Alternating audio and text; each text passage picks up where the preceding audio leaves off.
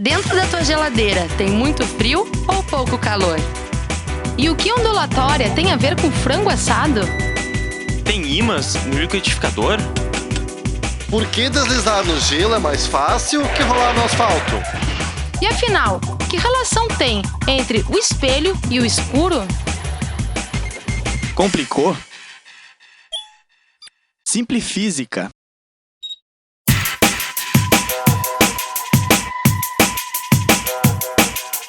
Você sabe o que são buracos negros? Já parou para pensar o que aconteceria se eles colidissem? E o que a teoria da relatividade tem a ver com tudo isso? Esses são alguns assuntos que o pós-doutorando da URGS, Guilherme Ferrari, vai falar nesta edição do Simplifísica. Confira agora o Simplifísica, buracos negros e ondas gravitacionais. Eu gostaria de começar falando um pouco sobre essa imagem que está aqui, que mostra o que seria mais ou menos uma colisão de dois buracos negros e a emissão das ondas gravitacionais geradas nesse processo, exceto que há um pequeno detalhe. Isso é apenas uma interpretação artística do que realmente acontece. Na verdade, se vocês pudessem olhar para um par de buracos negros em colisão, vocês veriam isso aqui. Então, está aqui o par de buracos negros orbitando um ao redor do outro. Nesse momento ocorre a colisão. Tá bom? Então, é isso que acontece quando dois buracos negros se fundem. A gente não consegue enxergar nada justamente pelo nome que eles têm. Eles são buracos negros de modo que nem a luz consegue escapar desses objetos.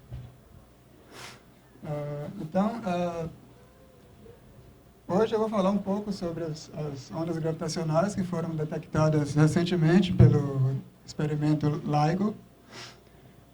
Daí eu sigo falando um pouco sobre a teoria da relatividade de Einstein, depois eu defino o que são buracos negros, falo um pouco sobre a dinâmica de buracos negros, as ondas gravitacionais que são produzidas nesse processo, e depois eu falo um pouco sobre o futuro dessa nova área que é chamada astronomia de ondas gravitacionais. Então, eu gostaria de começar aqui com esse vídeo para motivar a palestra de hoje. Logo aqui no comecinho do vídeo, vocês vão ouvir o que seria o som de dois buracos negros colidindo. Mas como assim o som dos buracos negros colidindo? Na verdade, o sinal da onda gravitacional que é detectado, o que eles fizeram foi converter esse sinal para ondas sonoras, e isso é o que a gente vai ouvir aqui.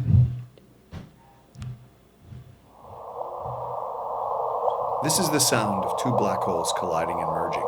Where did this sound come from? A long time ago, in the distant reaches of the universe, two black holes, each about 30 times as massive as our Sun, were locked in orbit and spiraling in towards each other. The only visible traces of this spinning cataclysm would have been the way their gravitational fields warped the light of distant stars. Even as they collided and merged, there wasn't a flicker of light to be seen. The real and very violent action in the system was in the form of gravitational waves, ripples in the very fabric of space and time. These waves were constantly draining energy from the black hole orbits, leading to their ultimate collision and merger to form a single black hole. At that instant, the power of the gravitational waves was 50 times greater than that of all the stars in the universe combined. That pulse of gravitational waves, lasting only a fraction of a second, expanded through the universe, passing unimpeded through countless galaxies. About 1.3 billion years later, it reached Earth.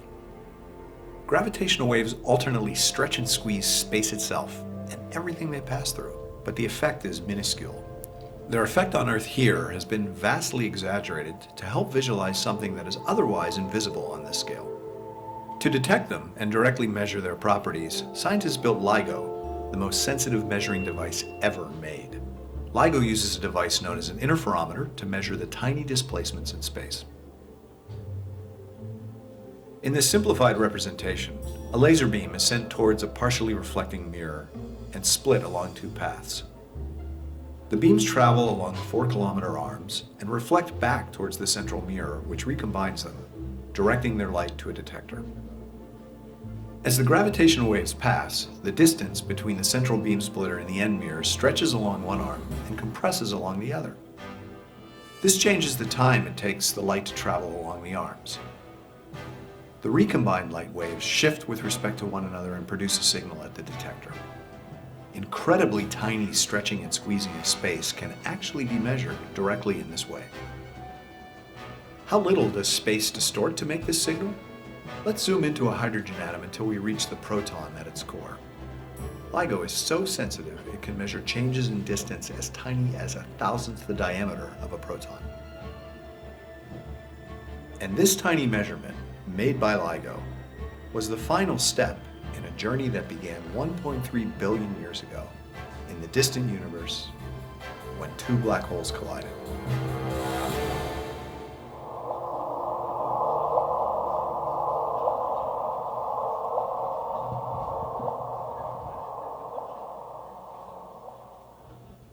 Então, nesse slide aqui, eu apresento um breve resumo da detecção. Esse gráfico aqui, ele mostra o sinal detectado das ondas gravitacionais. Tá? São dois detectores, dois LIGOs, um em Hanford e o outro em Livingston. Tá? E eu queria chamar a atenção para a escala de grandeza aqui desse sinal, 10 a menos 21, para dar uma ideia do quão pequeno é isso para vocês. Vamos imaginar aqui duas grandezas. Primeiro, 1 milímetro. Todo mundo consegue imaginar o que é 1 milímetro. E a outra grandeza é 1 milhão. 1 milhão de estrelas, 1 milhão de reais, sei lá. 1 milímetro e 1 milhão. Então, vamos fazer uma continha rápida aqui. Primeiro vocês pegam 1 milímetro e dividem por 1 milhão. Aí vocês chegam a uma escala de 10 a menos 9, que é mais ou menos a ordem de grandeza e o tamanho de um átomo. Depois você divide isso novamente por 1 milhão. Aí vocês chegam à escala de 10 a menos 15, que é mais ou menos o tamanho do núcleo de um átomo de hidrogênio. E aí vocês dividem isso novamente por 1 milhão, e daí vocês chegam a 10 a menos 21, que é a escala de grandeza do sinal da onda gravitacional. Tá? Então isso é 1 milhão de vezes menor do que o tamanho do núcleo do átomo de hidrogênio. Então, daí a gente pode entender a dificuldade de se fazer esse tipo de detecção. O próprio Einstein, quando ele fez a predição das ondas gravitacionais em 1916, no final do artigo ele comenta que talvez isso nunca pudesse ser detectado, porque já naquela época ele sabia o quão pequeno é a amplitude desse sinal. E por grande feita ao longo de um século de pesquisas científicas, no ano passado, em setembro de 2015, o pessoal do LIGO conseguiu finalmente fazer a detecção do sinal das ondas gravitacionais de um sistema com 2 buracos negros, com massas de 36 e 29 massas solares. Tá? E esses 2 buracos negros eles se fundiram num buraco negro final com massa 62 massas solares. E daí, se a gente faz a conta aqui, a gente vê que isso aqui não bate. O total aqui seria 65 e aqui a gente tem 62 massas solares. Para onde é que foram essas outras 3 massas solares? Bom, pela equação, aquela famosa equação de Einstein, da equivalência de massa e energia, a gente pode entender que essas 3 massas solares foram convertidas na energia carregada pelas ondas gravitacionais. E esse efeito, ele emite uma potência dessa ordem aqui, 3,6 vezes 10 a 49 watts. E a distância desses 2 buracos negros aqui, que se fundiram, eles estão a cerca de 1,3 bilhões de anos-luz da gente. E está localizado mais ou menos aqui nessa região. Aqui, essa faixa branca aqui seria o disco da nossa galáxia, da nossa galáxia, a Via Láctea. E aqui é a grande nuvem de Magalhães e a provável localização desses dois buracos negros que se fundiram seria mais ou menos aqui. Tá? Então, para a gente tentar entender um pouco dos fundamentos teóricos por trás desse fenômeno, eu vou falar um pouco agora sobre a teoria da relatividade. Primeiramente, eu começo com a relatividade especial. O Einstein, em 1905, ele fez uma crítica à cinemática do fóton. E, com isso, ele desenvolveu a teoria da relatividade especial. E uma das equações famosas que vem dessa teoria é essa aqui, E igual a mc ao quadrado, que nada mais é do que a equivalência entre massa e energia. Né? E essa equação aqui basicamente governa a evolução das estrelas, como é que elas queimam matéria e transformam isso em energia. Basicamente, quando você tem a colisão de duas partículas para formar uma partícula final, a massa das duas partículas iniciais é maior do que a massa da partícula final. Então, essa diferença de massa que resulta, né, ela é convertida em energia e essa energia chega até nós através da radiação do Sol. Aqui são as definições das grandezas: energia, massa, velocidade da luz. Né? E 10 anos depois, o Einstein chegou ao que a gente conhece hoje como teoria da relatividade geral. E a equação que ele encontrou é essa aqui, é uma equação menos conhecida para vocês, mas é chamada as equações de campo de Einstein. Né? É uma equação tensorial.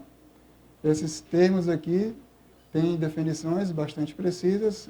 Em vermelho é o tensor de energia-momento, em verde é o tensor métrico, em roxo é o escalar de curvatura e em azul é o tensor de Hertz. Né?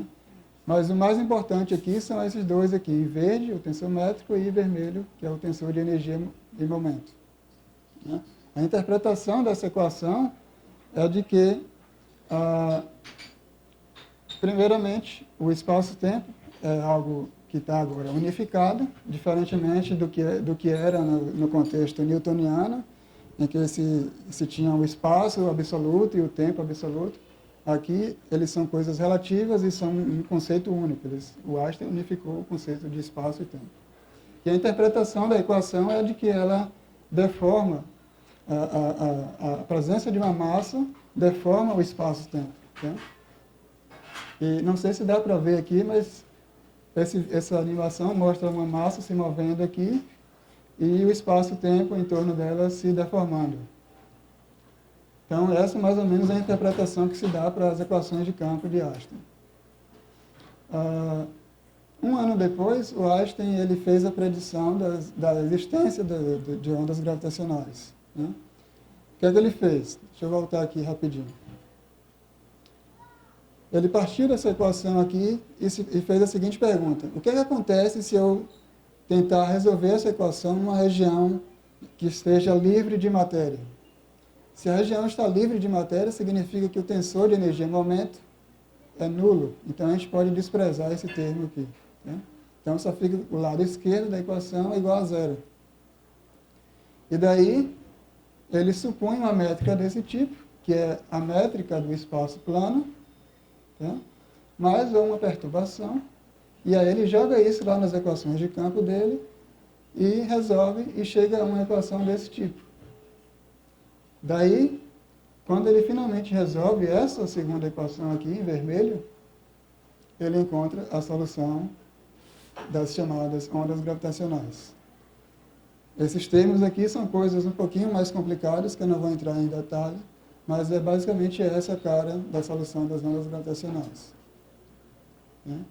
E aí, no mesmo ano, em 1916, o Schwarzschild, ele desenvolve, ele encontra a primeira solução exata das equações de campo de Einstein, que é uma solução de buraco negro. Né? E um dos principais resultados é o chamado raio de Schwarzschild, que é dado por essa expressão aqui. É 2 vezes a constante gravitacional, vezes a massa do buraco negro, dividido pela velocidade da luz ao quadrado. Né? E aqui na figura eu descrevo mais ou menos o que é um buraco negro.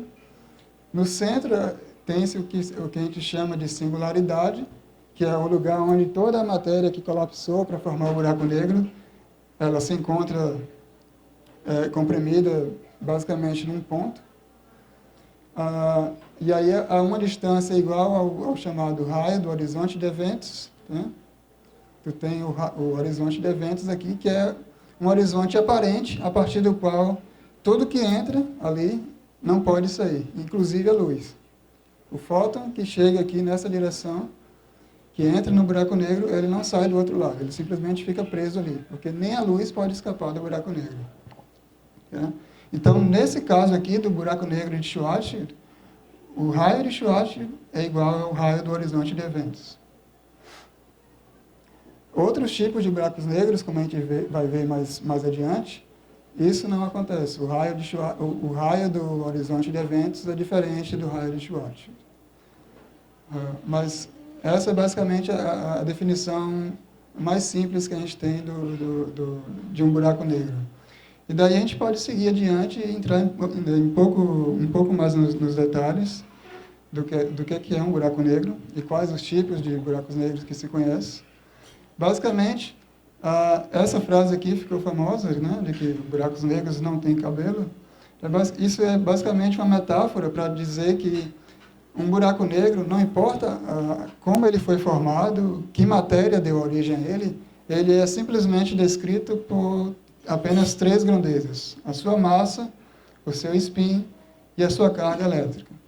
O spin é uma quantidade que define o giro do buraco negro. Por exemplo, a Terra tem um spin, porque ela gira em torno do próprio eixo. Né? Então, um buraco negro com spin significa que ele está girando em torno do próprio eixo. E daí, com essas 3 grandezas, a gente pode encontrar essas 4 soluções para buracos negros. Aqueles que são sem carga e sem spin são chamados buracos negros de Schwarzschild. O que tem carga não nula são os buracos negros de Hazen-Nordström. O que tem spin, mas não tem carga, são os buracos negros de Kerr. E o que tem tanto spin quanto carga não nula são os buracos negros de Kerr-Newman.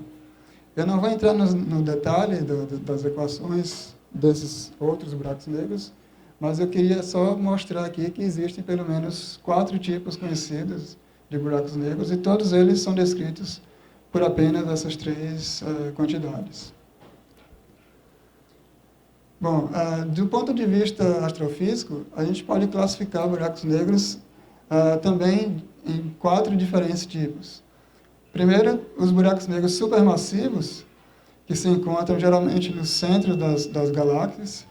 Eles possuem uma massa de cerca de 10 a 5 a 10 a 10 massas solares e um tamanho de 1 milésimo até 400 unidades astronômicas. Uma unidade astronômica é a distância da Terra ao Sol, que é cerca de 150 milhões de quilômetros. E daí temos também os buracos negros de massa intermediária, que tem massa em torno de milhares de massas solares e um tamanho de milhares de quilômetros, comparáveis ao tamanho da Terra. Buracos negros de massa estelar têm massas da ordem de 10 massas solares e um tamanho de cerca de 30 quilômetros. E existem também os chamados microburacos negros, que têm massa menor do que a massa da Lua e tamanho menor do que 1 milímetro. Mas esses micros buracos negros nunca foram observados, provavelmente nunca serão, porque, de acordo com a teoria do Stephen Hawking, que existe a evaporação dos buracos negros, por eles serem tão pequenos, eles provavelmente já devem ter se evaporado ao longo da evolução do universo. Então, os mais importantes, do ponto de vista astrofísico, são os 3 primeiros: supermassivos, massa intermediária e massa estelar. Os buracos negros que geraram as ondas gravitacionais detectadas pelo LIGOS são desse tipo, de massa, buracos negros de massa estelar. Né? Ok, falando um pouco agora sobre a dinâmica dos buracos negros, a gente tem que começar a falar sobre o problema de dois corpos. O que é o problema de dois corpos? Deixa eu explicar primeiramente no contexto newtoniano. Na mecânica de Newton, a gente só consegue resolver dois problemas. Primeiro, o problema de um corpo, que é uma partícula livre. Isso é simples de se resolver. A partícula tem uma velocidade e ela vai continuar com essa velocidade indefinidamente se não houver uma força externa atuando sobre ela. O segundo problema é o problema de dois corpos, que é basicamente dois corpos orbitando um ao redor do outro, né? Tipo a Terra e o Sol, ou a Terra e a Lua. Esse é um problema de dois corpos, né? E isso a gente sabe resolver no contexto newtoniano. Quando a gente vai para a relatividade geral, a gente só consegue resolver o problema de um corpo, que é justamente a solução de Schwarzschild, né? A solução de buracos negros. O problema de dois corpos na relatividade geral é insolúvel, analiticamente. E aí, para estudar esse tipo de coisa, a gente tem que recorrer a métodos numéricos ou métodos perturbativos, né? Esse gráfico aqui mostra um resumo dos diferentes métodos que existem, né? Existem chamados métodos pós-newtonianos, que eu vou falar daqui a pouco, são basicamente correções relativísticas para a equação de Newton. Existem também métodos baseados em teoria de perturbação, que é parecido com o que o Einstein fez quando ele desenvolveu a predição das ondas gravitacionais. E tem os métodos baseados em relatividade numérica, que eles são capazes de resolver as equações de campo de Einstein em sua forma completa, né?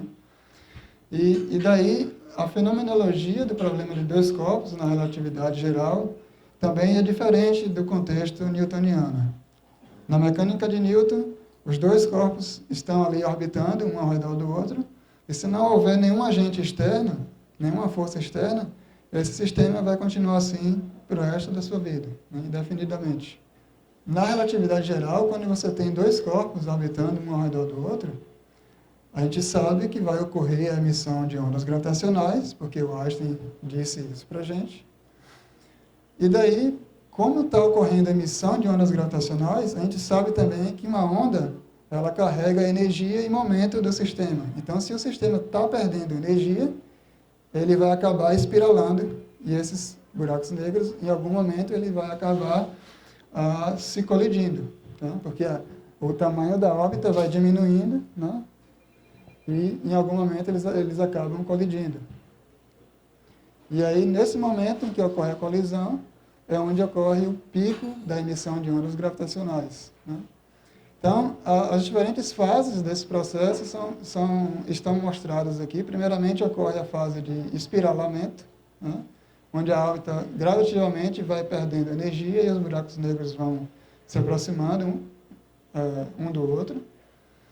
Nesse momento aqui, na chamada última órbita circular estável, que é cerca de 3 vezes o raio de Schwarzschild, ocorre o chamado mergulho, né?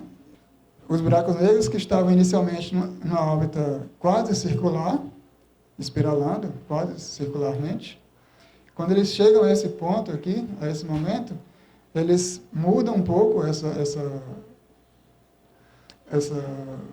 forma com que eles estão orbitando, e eles passam a dar simplesmente um mergulho, um em direção ao outro, né? E aí, no momento em que os dois horizontes de eventos se conectam e se forma um horizonte de evento comum aos dois objetos, esse momento define o momento da fusão dos buracos negros. E daí em diante, o que acontece é que esse horizonte de evento comum, ele, como a gente vê aqui, ele está completamente deformado, mas, como a gente sabe, os buracos negros são as esferas mais perfeitas que se encontram na natureza. Então, esse horizonte de eventos, ele tem que relaxar e se tornar novamente esférico. Então, essa fase em que ele está relaxando para voltar a ser um objeto completamente esférico é chamada de ring down, tá? E no momento do merger, como eu falei, ocorre o pico da radiação gravitacional, E o valor máximo permitido pela teoria é cerca de 10 a 52 watts. E a luminosidade gravitacional detectada pelo LIGO é da ordem de 10 a 49 watts. E se a gente compara isso com a luminosidade de todo o universo observável, que é cerca de 10 a 47 watts, a gente vê aqui que esses simples eventos de uma colisão de buracos negros é um evento extremamente energético. Tá?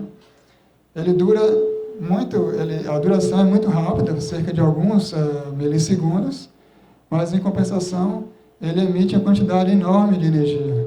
Como a gente viu lá no início, são 3 massas solares que são convertidas em energia em apenas uns poucos milissegundos. Né? Por isso a gente consegue chegar nessa potência tão alta, mais alta até do que todo o universo observável. Muito bem. Como eu falei, então, a aproximação pós-newtoniana basicamente são correções relativísticas que se colocam na teoria de Newton. Né? Então, aqui, nessa equação aqui em cima, a gente tem massa vezes aceleração é igual, esse termo aqui é o termo da gravitação de Newton, Gmm sobre r quadrado. Né? A força gravitacional decai como o quadrado da distância.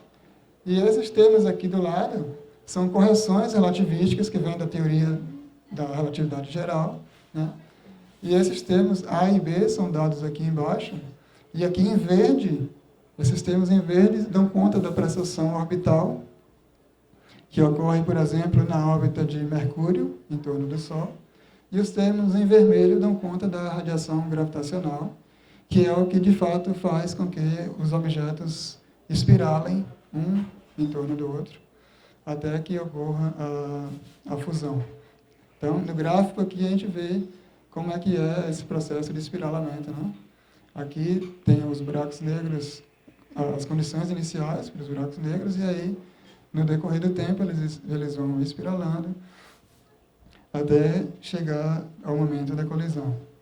Nesse slide aqui eu mostro um vídeo que exemplifica isso. Aqui a gente tem os 2 buracos negros espiralando. Tá? E aqui à direita eu mostro o que seria o sinal da onda gravitacional que é gerado por esses objetos. Essa é uma simulação numérica. Os buracos negros têm massas iguais. E a fase de espiralamento é bem lenta, mas à medida que eles se aproximam, a gente entra num regime cada vez mais relativístico, até que chega um momento em que eles se colidem e se fundem. Eu só vou voltar aqui rapidinho para mostrar para vocês que na aproximação pós-newtoniana, a gente de fato não consegue chegar ao momento da fusão dos buracos negros. Veja que a gente está aqui quase no final da simulação e eles ainda estão bem distantes um do outro.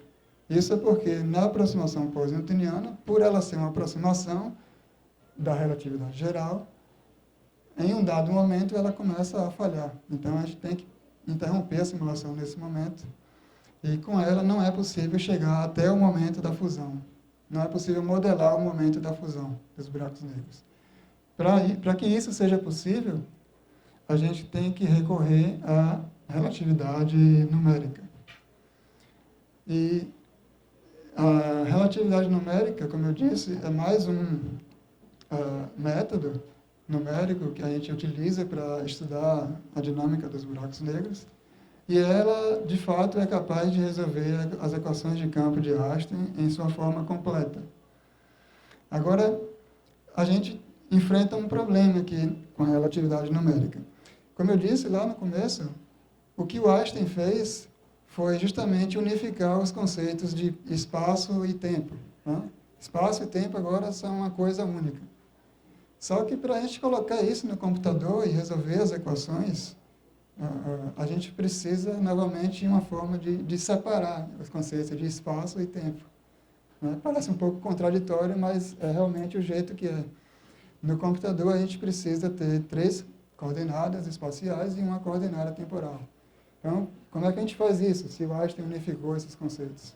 Bom, a resposta veio nesse artigo de 1959, pelo Arnovitz, do Odessa e o Misner, em que eles encontraram uma forma de se decompor a métrica, o tensor métrico, que eles mostraram que pode ser decomposto nessa forma aqui. E aqui em vermelho a gente tem o que seria a métrica puramente espacial, que é basicamente a métrica que descreve essa superfície que está sendo mostrada aqui. Em azul, temos uma grandeza chamada shift, que descreve como é que uma partícula se move ao longo dessa superfície. Tá? E em verde, a gente tem uma grandeza chamada lapso, que descreve como é que o tempo muda de uma superfície para outra. Tá? Então, com essa decomposição, chamada decomposição ADM, 3+1, essa decomposição nos permite escrever as equações de Einstein, colocar elas no computador e, finalmente, resolver para encontrar a solução da dinâmica de 2 buracos negros. E, nesse caso aqui, a gente tem essa figura, ela mostra 2 buracos negros com spin e todo o conteúdo de radiação gravitacional que esse sistema está gerando. Nesse slide aqui, eu mostro um vídeo de uma simulação parecida com a anterior, só que essa aqui, sim, foi feita utilizando relatividade numérica. Então, aqui a gente tem 2 buracos negros com massas distintas. Aqui embaixo a gente mostra o sinal da onda gravitacional que eles produzem. E mais embaixo a gente tem o gráfico da frequência da onda gravitacional como função do tempo. Então, à medida que eles se aproximam, a frequência da onda gravitacional aumenta até que chega o momento em que eles se fundem. Aqui está o replay da fusão. Né? Note como os horizontes eles se deformam quando os buracos negros chegam bem próximos um do outro. E, finalmente, ele se torna completamente esférico novamente. Nesse próximo slide, tem uma outra simulação de um par de buracos negros, mostrando também todo o conteúdo de energia de ondas gravitacionais, né, que está sendo emitido desse processo. Então, a gente tem aqui os 2 buracos negros espiralando e a radiação gravitacional em torno deles sendo dissipada, né, até que chega um momento em que eles se tornam cada vez mais próximos, até que os 2 horizontes se fundem e ocorre a fusão com um pico de emissão de ondas gravitacionais. E, finalmente, eles relaxam e se tornam completamente esféricos novamente. Uma curiosidade, essas simulações de relatividade numérica só foram possíveis de 2005 para cá. Tá? Justamente para vocês terem uma ideia do quão complicado é esse tipo de coisa. Simulações num contexto newtoniano já foram possíveis, já vêm sendo feitas desde a década de 60. Já na relatividade numérica, só de 2005 para cá que isso foi possível. Então, aproveitando o gancho aí do vídeo, vamos entrar um pouco no que são, de fato, as ondas gravitacionais. Né? Então, a primeira evidência indireta das ondas gravitacionais veio com esse sistema chamado de pulsar de Russell-Taylor. Né? Antes de comentar sobre esse sistema em si, eu queria só fazer um comentário breve sobre o que a comunidade científica acreditava ou desacreditava sobre a existência de ondas gravitacionais. Para vocês terem uma ideia, alguns anos atrás, quando o bóson de Higgs foi descoberto, antes daquele feito, a maior parte da comunidade científica, alguns acreditavam que o bóson de Higgs de fato existia, outros tinham grandes dúvidas. Mas, finalmente, ele foi detectado e hoje a gente sabe que ele de fato existe. No que diz respeito às ondas gravitacionais, desde a predição do Einstein, a grande parte da comunidade científica nunca duvidou sobre a existência das ondas gravitacionais. O grande problema, e como o próprio Einstein disse, é que a gente provavelmente nunca seria capaz de detectar as ondas gravitacionais. Justamente pelo fato da amplitude dela ser tão pequena, 10 a menos 21. Né? Mas aí a primeira evidência indireta da existência de ondas gravitacionais, como eu disse, veio com o pulsar de Russell-Taylor, que é basicamente mostrado aqui, nessa figura aqui em cima. São duas estrelas de nêutron. Tá? O que é uma estrela de nêutron? Deixa eu falar um pouco sobre a evolução estelar. Imagina o Sol. O Sol, daqui a 4, 5 bilhões de anos, ele vai chegar na fase final dessa evolução e ele vai colapsar para uma estrela chamada anã branca. Se o Sol fosse mais massivo, ou seja, se a gente tivesse uma outra estrela mais massiva do que o Sol, essa estrela provavelmente iria colapsar para uma estrela de nêutrons. Uma estrela de nêutrons tem um tamanho da ordem de 10 quilômetros, tá? E se a estrela originária fosse ainda mais massiva, essa sim iria colapsar para um buraco negro. Então, um pulsar é formado aqui por esse sistema de duas estrelas de nêutrons. Uma dessas estrelas é altamente magnetizada, tá? De tal forma que ela emite um jato de partículas através dos polos. Tá? E por ela ter uma inclinação com respeito à órbita, esse jato é precessante. Tá?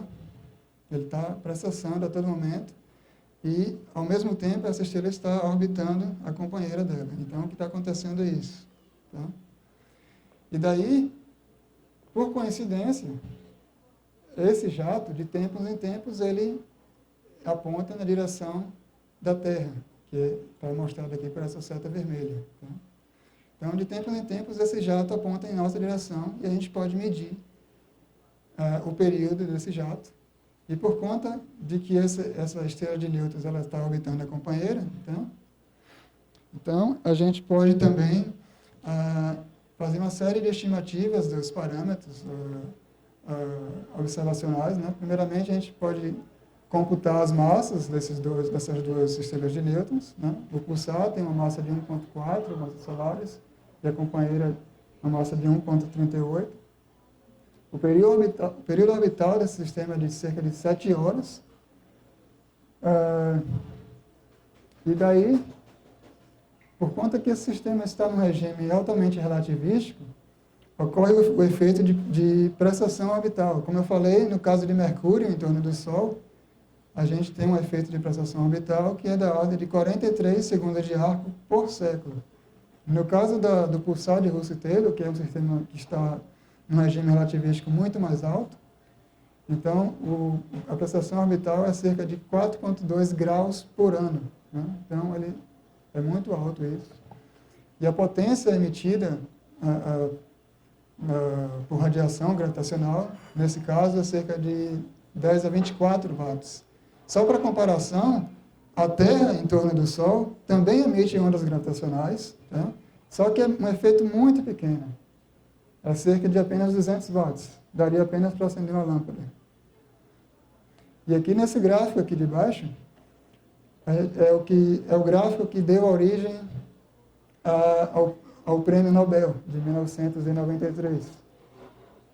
Essa linha preta aqui, logo em cima, essa linha constante, logo em cima, é a predição da teoria de Newton. Né? Os pontos vermelhos vêm das observações e a linha azul, passando por cima dos pontos, é a predição da relatividade geral. De que, de fato, esse sistema está sob influência ele está emitindo ondas gravitacionais. Então, esse gráfico foi o que deu origem ao Prêmio Nobel de 1993 para o Russell e para o Taylor. Tá? Então, essa foi a primeira evidência indireta de ondas gravitacionais. E daí, os primeiros detectores das ondas gravitacionais começaram lá em 1965 com o Weber. Esses detectores são baseados no efeito de massa ressonante, que é basicamente o seguinte: Quando você pega duas barras de metal e bate uma com a outra, vocês ouvem um som, né? E o que é isso? Quando a gente bate as duas barras de metal, a gente está fornecendo energia para a rede atômica das barras de metal. Então, essa energia ela se propaga pela rede atômica, os átomos vibram e, ao mesmo tempo, ela se dispersa na forma de ondas sonoras, né? Então, o efeito aqui é parecido. O que se espera aqui é que, quando dá a passagem de uma onda gravitacional, essa onda gravitacional faça com que os átomos dessas barras e dessas esferas, elas oscilem, e aí daí a gente pode medir os modos de oscilação dessa barra e das esferas, e com isso extrair informações sobre a onda gravitacional. Acontece que, no caso das barras de Weber, por exemplo, o Weber ele diz que ele, de fato, mediu as ondas gravitacionais, só que o que ele diz que são ondas gravitacionais é o que está dentro daquela lupa ali, né, com as duas setinhas. E essas oscilações enormes que a gente vê embaixo, isso é puro ruído. Então, ninguém nunca acreditou que o Weber mediu onda gravitacional alguma. E, de fato, nenhum desses outros detectores, esse aqui, inclusive, fica lá em São Paulo, e na Holanda tem um detector gêmeo a ele, né? Nenhum desses detectores, baseados no efeito de massa ressonante, foram capazes de medir ondas gravitacionais. O detector que, de fato, conseguiu fazer isso ano passado foi o LIGO, né? Que são dois detectores baseados no efeito de interferometria laser, que basicamente estão mostrados aqui nessa figura. Eles têm dois braços enormes, com 4 km de comprimento, cada um.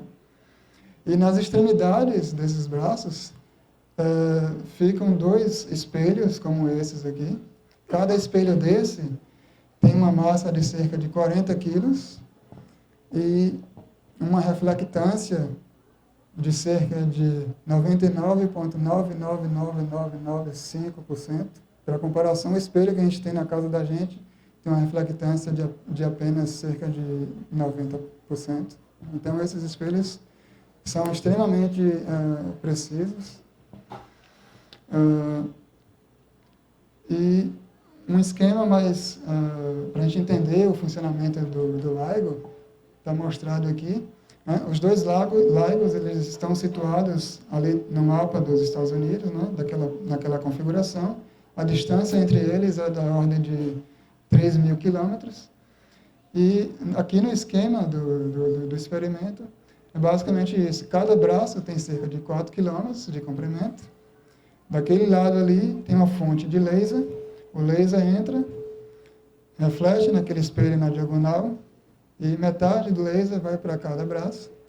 E aí ele entra entre essas duas massas de testes, né, e fica oscilando ali, né, em cada um dos braços. E daí, quando a onda gravitacional passa, esses braços eles esticam e comprimem, né, um desse lado e o outro do lado de cá. E aí, finalmente, os lasers voltam no espelho em diagonal e é refletido de volta para o fotodetector. E com isso, com esse experimento, a gente foi capaz o pessoal do LIGO foi capaz de detectar um sinal de ondas gravitacionais.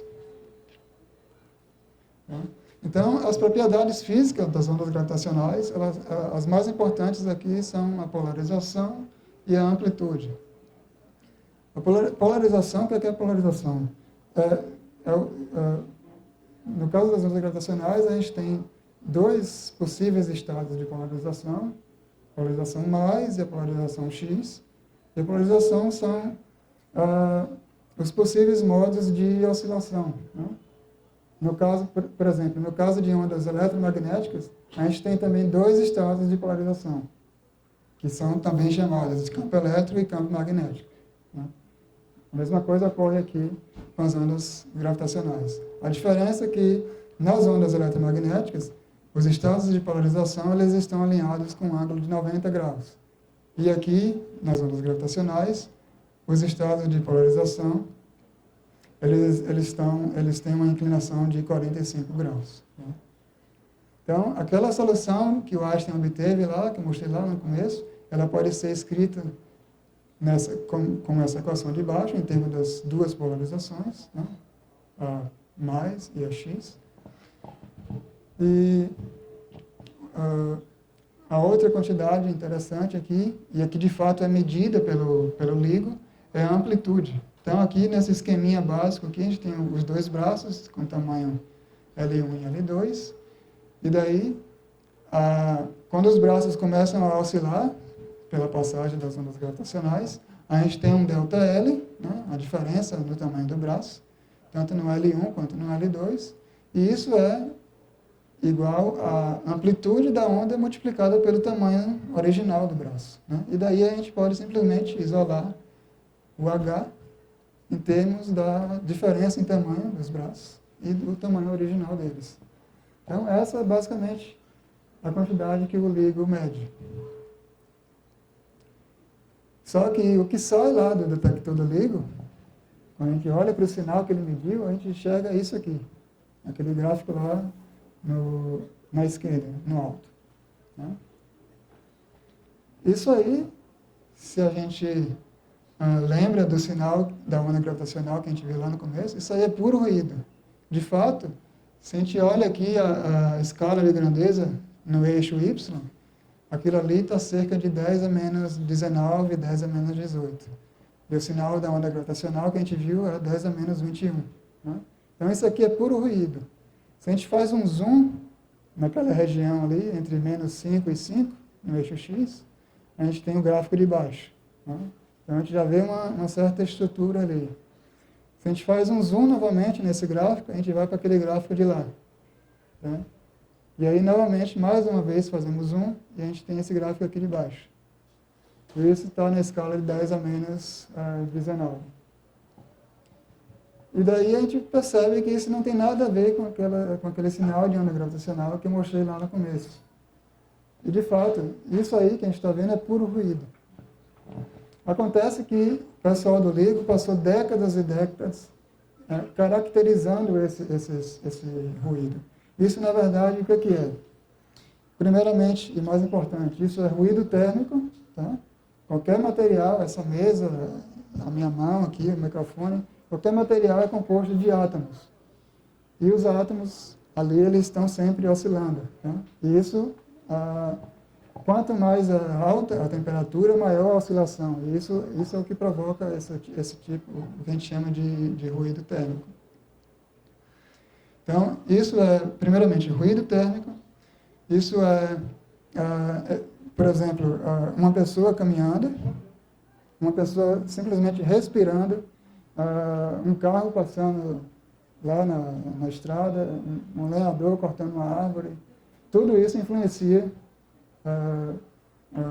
no sinal detectado pelo LIGO. Então, eles passaram décadas e décadas caracterizando todos os tipos possíveis de ruído, cuja fonte é terrestre, para que, quando finalmente eles detectassem isso, eles pudessem, no final das contas, subtrair todo esse ruído, que eles passaram anos caracterizando, e aí, finalmente, quando eles subtraem esse ruído, a gente chega no gráfico do sinal das ondas gravitacionais. Obviamente que se não tivesse passado nenhuma onda gravitacional, a gente não iria recuperar esse sinal mostrado aqui. Seria basicamente uma linha plana, uma linha reta aqui. Né? Então, lá no LIGO ele tem duas equipes que basicamente não conversam uma com a outra.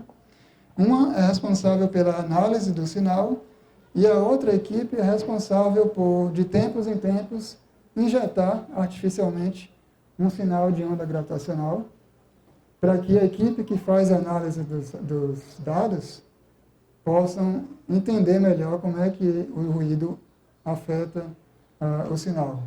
Logicamente que isso é feito de maneira artificial, também como forma de treinar o pessoal que está fazendo a análise de dados. E aí, em setembro de 2015, 9 de setembro de 2015, eles foram notificados de que houve um evento de onda gravitacional e, obviamente, eles começaram a fazer análise dos dados e encontraram isso. Daí eles conversaram com o pessoal que faz a injeção artificial. Vem cá, vocês injetaram alguma coisa aqui? Não. Bom, então a gente tem alguma coisa importante aqui. Então, continuaram fazendo toda a análise dos dados de maneira muito sistemática e, no final das contas, eles comprovaram de fato que isso era o primeiro sinal de onda gravitacional que se conseguiu detectar, 100 anos depois da predição do Einstein. Bom, falando um pouco agora da astronomia de ondas gravitacionais. A astronomia, tradicionalmente, ela tem se baseado na radiação eletromagnética, né? A gente aponta o nosso telescópio lá para um sistema astrofísico, uma estrela, uma galáxia, para um universo distante. E esse telescópio, tudo que ele consegue detectar é radiação eletromagnética, fótons. Ondas gravitacionais, por outro lado, elas também, assim como no caso da radiação eletromagnética, elas também podem ser emitidas por muitos sistemas astrofísicos, tá? E elas são apenas mais uma forma que a gente tem de observar o universo, tá? Elas praticamente não interagem com a matéria e é isso que torna elas tão difíceis de serem detectadas. Aqui nesse gráfico,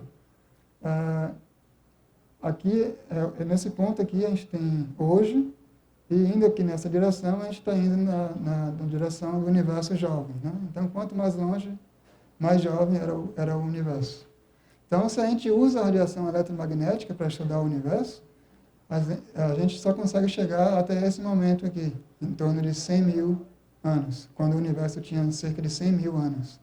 Esse momento é onde ocorre a chamada superfície de último espalhamento. É também o momento em que ocorre a emissão da radiação cósmica de fundo, né? E é por isso que a gente só consegue enxergar a radiação eletromagnética até ali, porque é naquele momento em que os fótons e a matéria se desacoplam. E aí os fótons estão livres para se mover pelo universo. Antes disso, os fótons estão fortemente acoplados com a matéria, né? Indo um pouco mais na direção do universo, um pouco mais jovem, quando ele tinha apenas 1 segundo, a gente tem a chamada superfície de último espalhamento dos neutrinos. Só que neutrinos é uma coisa assim bem complicada de se detectar, porque o Sol está aqui do nosso lado, e o Sol emite uma quantidade enorme de neutrinos. Se a gente olha para o céu em qualquer direção, ela é completamente dominada pela emissão do Sol. Então, a gente não tem muito como estudar o universo distante utilizando neutrinos. E, por fim, as ondas gravitacionais são as únicas, de fato, que conseguem chegar aos momentos realmente iniciais do universo, quando ele tinha cerca de 10 a menos 43 segundos, né? É basicamente o momento do Big Bang, né? Então, com ondas gravitacionais, por conta que elas interagem tão fracamente com a matéria, a gente pode enxergar distâncias extremamente profundas no universo. E daí, outra coisa que se conseguiu fazer com a observação do LIGO foi colocar um limite sobre a massa do graviton. Note que, quando eu falei de ondas eletromagnéticas aqui, a radiação eletromagnética ela tem uma partícula associada a ela, que é o fóton. No caso da radiação gravitacional, a partícula associada é o graviton. E a gente sabe que o graviton, assim como o fóton, deve ter uma massa nula, tá? Só que o graviton ele nunca foi detectado e a gente pode utilizar essa observação do LIGO para colocar um limite superior sobre a massa dele, né? E se a gente acredita que ele tem uma massa não nula, então essa massa deve ser de, no máximo, 10 a menos 22 eletronvolts. Eletronvolts é apenas uma outra quantidade de energia, mas é um valor extremamente pequeno. né? De qualquer forma, a teoria prediz que a massa dele seja nula, que de fato está basicamente consistente com esse valor, 10 a menos 22. Ok. Nesse slide aqui eu falo um pouco sobre o espectro das ondas gravitacionais, né? Quais as frequências de ondas gravitacionais, quais os tipos de sistemas astrofísicos que produzem essas ondas gravitacionais, né? Então, diferentes tipos de sistemas podem produzir elas. Por exemplo, estrelas de nêutrons girando, né? Como no caso dos pulsares, uma explosão de supernova no final da vida das estrelas. Algumas delas explodem como supernova, e isso também gera ondas gravitacionais. Objetos compactos que são capturados por buracos negros supermassivos, isso gera ondas gravitacionais. Binárias compactas, tanto na nossa galáxia quanto em outras galáxias. Buracos negros supermassivos no centro das galáxias. Quando duas galáxias se colidem, os buracos negros supermassivos no centro de cada uma delas, em algum momento também vão se colidir, e isso vai gerar ondas gravitacionais. E também flutuações quânticas no começo do universo também geraram ondas gravitacionais, né? E todos esses tipos de ondas gravitacionais geradas por esses diferentes sistemas, elas têm diferentes frequências e períodos, né? E isso está sendo mostrado aqui. O período dessas ondas gravitacionais varia desde alguns milissegundos até mesmo a idade do universo, né? E para detectá-las é preciso diferentes tipos de detectores. Por exemplo, os detectores terrestres, detectores interferométricos terrestres, como é o caso do LIGO, trabalham nessa faixa de milissegundos, né? Futuramente, eu vou falar daqui a pouco, os detectores interferométricos espaciais vão trabalhar na faixa de algumas horas, de alguns segundos até algumas horas.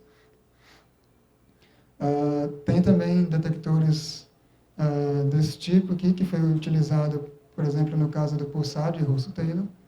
E é possível também detectar ondas gravitacionais analisando o efeito de distorção que elas causam na radiação cósmica de fundo, né? E nesse caso, esse efeito de distorção é mais perceptível por conta das flutuações, das ondas gravitacionais geradas pelas flutuações quânticas do universo primordial, né? Então, aqui do lado, tem uma comparação das ondas eletromagnéticas com ondas gravitacionais, né?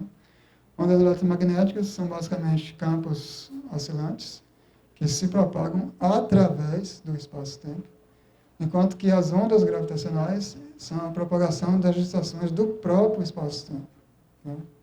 Então, tem essa pequena diferença. A emissão de radiação eletromagnética ela resulta da superposição de ondas que vêm de moléculas, de átomos, de partículas, né? E essas ondas se superpõem e é o que a gente vê, por exemplo, o Sol, cada partícula ali, cada interação de uma partícula ali dentro do Sol, no processo de fusão, gera fótons, e a superposição de todos esses fótons é o que a gente enxerga aqui na Terra, né?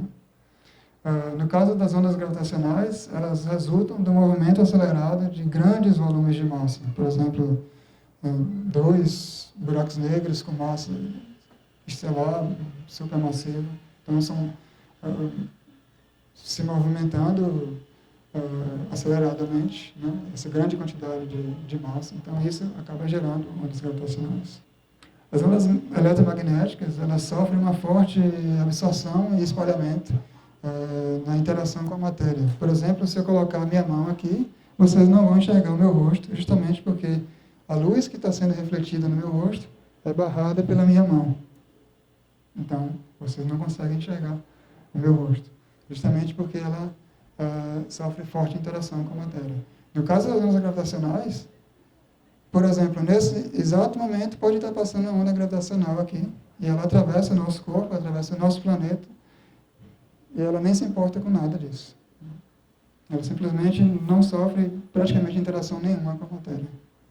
Hoje, o que a gente tem é basicamente funcionando são os dois LIGOs, aqui americanos, né? E o GEO 600, na Alemanha, que até o momento não foi capaz de detectar ondas gravitacionais. O LIGO fez a primeira detecção, como eu falei, em setembro de 2015, 14 de setembro. E em dezembro de 2015, ele detectou um segundo evento de onda gravitacional, um outro sistema. O primeiro foi aqui no hemisfério sul, e o segundo foi aqui no hemisfério norte. Tá? Então, até o momento, temos detectado 2 eventos de ondas gravitacionais. Nesse caso aqui de setembro, como eu falei no início, os buracos negros têm massas 29 e 36 massas solares. O segundo evento, se eu não me engano, as massas são 8 e 14 massas solares. Tá? E a localização deles, como está mostrado ali naquele gráfico, essa região aqui, colorida, no caso da detecção de setembro de 2015, tem cerca de 600 graus quadrados. Tá? Então, ele pode estar em qualquer lugar ali, dentro daquela região. Para dar uma estimativa do quão grande isso é, a lua cheia no céu tem cerca de meio grau quadrado. Tá? Então, isso é uma região enorme. A gente não teria, por exemplo, como apontar o nosso telescópio para lá e ver 2 buracos negros. Obviamente, a gente não ia ver os buracos negros, mas, no caso, se fosse 2 estrelas de nêutrons, a gente não conseguiria saber a localização exata delas, porque aquilo ali é 600 graus quadrados. Então,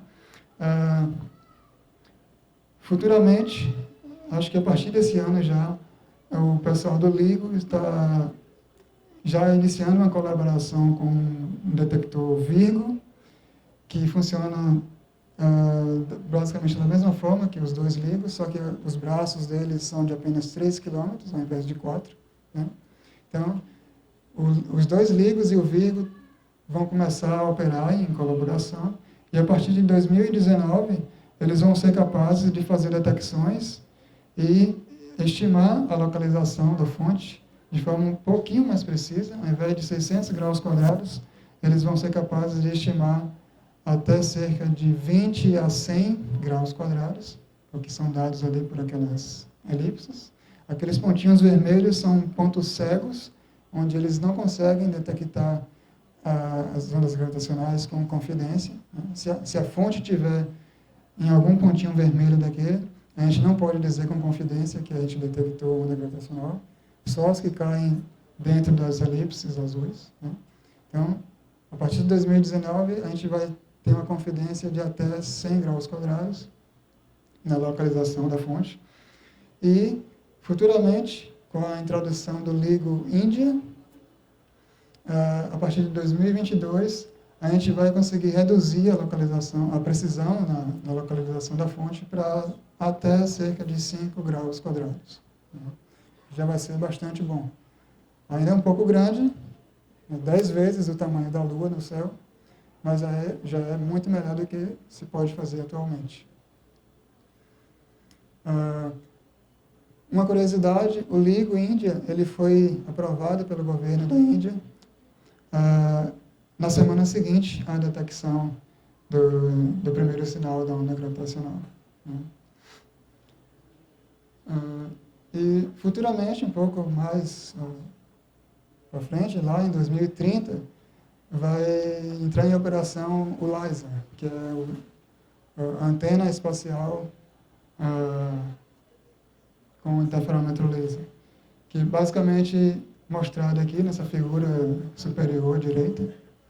São 3 módulos, né, que vão ser colocados no espaço. Cada um desses módulos vai jogar um feixe laser na direção do outro, e esse vai formar uma configuração triangular. Né?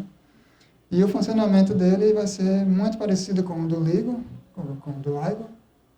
Né? Dentro de cada um desses módulos, a gente tem 2 espelhos, né, para refletir cada um desses lasers. E aí, quando a onda gravitacional passar por essa configuração, isso vai... cada um dos braços desses triângulos vai oscilar, e com isso a gente vai ser capaz de detectar as ondas gravitacionais resultantes da fusão de buracos negros supermassivos, né? O primeiro módulo do LISA já está lá no espaço. Foi bem recentemente eles enviaram esse primeiro módulo, e algumas semanas atrás já saiu o primeiro relatório técnico da operação dele, e até o momento eles foram capazes de dizer, olha, está tudo ok, a gente já conseguiu fazer ele operar com uma precisão 5 vezes melhor do que o necessário. Obviamente, como só é um módulo que está lá até o momento, não se pode fazer detecção alguma de onda gravitacional, só quando os outros 2 módulos forem levados até lá. Mas esse primeiro módulo, que já foi mandado para o espaço, ele já está operando e já opera a uma precisão pelo menos 5 vezes melhor do que o necessário, né? Então, era basicamente isso que eu tinha para falar para vocês hoje. Eu gostaria de terminar aqui mostrando mais uma simulação. Essa aqui mostra a colisão dos 2 buracos negros com os parâmetros do sistema que foi detectado, né? Então, tem lá os 2 buracos com massas 29 e 36, massas solares. E daí eles estão emitindo as ondas gravitacionais.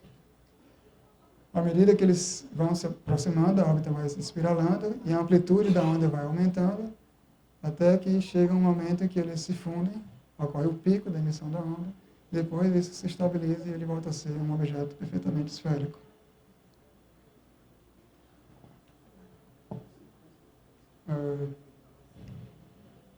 E, por fim, eu agradeço e deixo vocês ouvindo mais uma vez o som dos buracos negros.